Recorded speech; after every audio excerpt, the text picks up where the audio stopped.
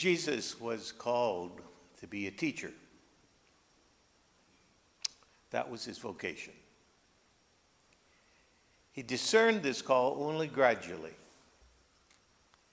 But on the occasion of John's baptism of him in the Jordan River, he gained a particularly clear understanding that this is what he was meant to be.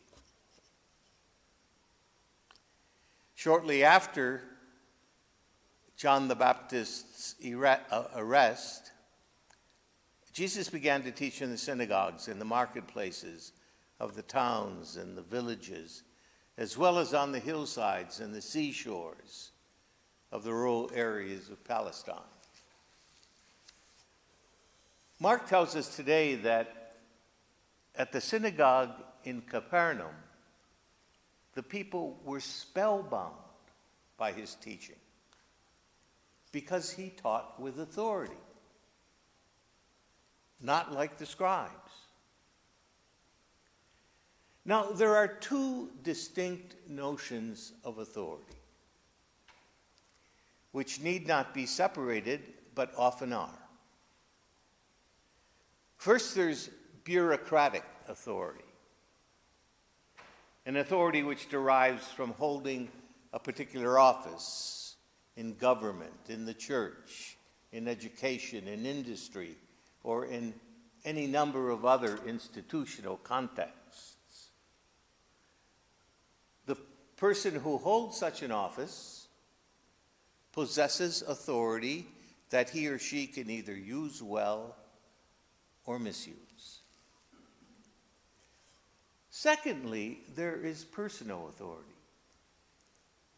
Authority which derives from the quality of the person involved, from one's convictions, from one's lifestyle.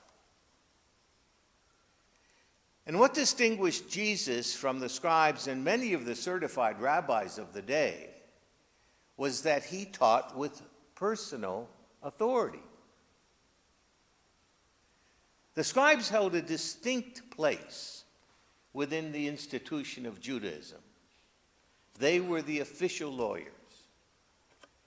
They interpreted the law, which was at the heart of the life and faith of the Jewish people.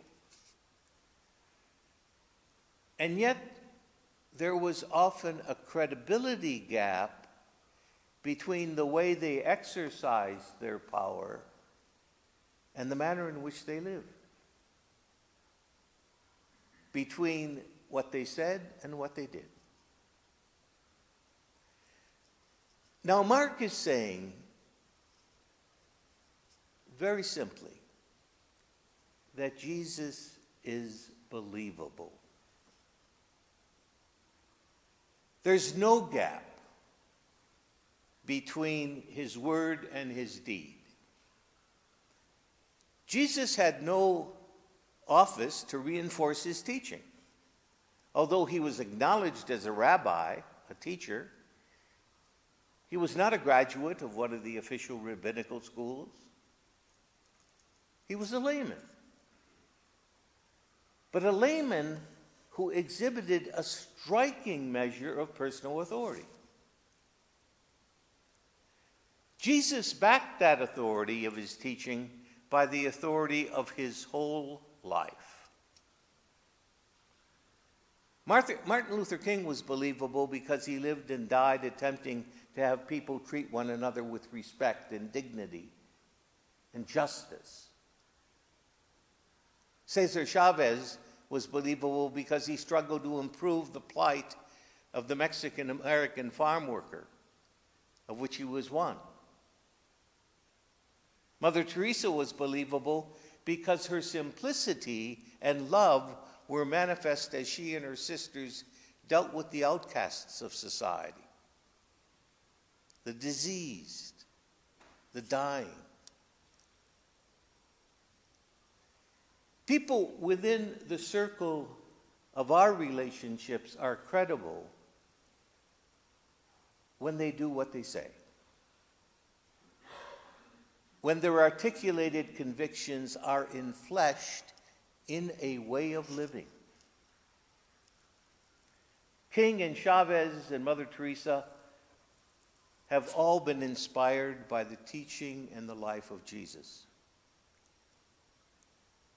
They all possess that indefinable human quality called charism, which Jesus possessed in depth. Those who are still attracted to Jesus as a teacher find that his personal authority is characterized in three ways. First, his authority is not simply a spiritual force which he speaks, but an authenticity by which he lives. Second, his authority squarely confronts the demonic forces in life, the evil forces in life. And third, to be drawn by his authority leads much more to personal disturbance and challenge than it does to security. If our lives are somehow to continue Christ's presence in the contemporary world, then to acknowledge Jesus as a teacher is to be concerned with any discrepancy between our spoken commitments and our actions. Each one of our lives tells a story as we live it. Each one of our lives has a teaching influence on others as we live it.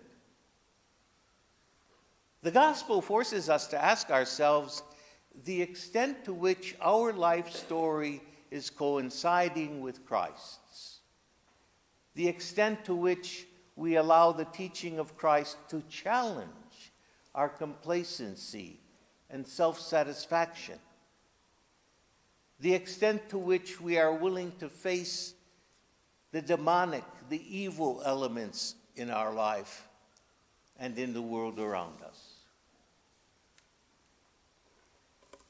If these are not important questions for you, then Jesus will never really make a real difference in your life. And the faith that you profess here becomes a word without substance. Only if we face these questions will Jesus make a real difference.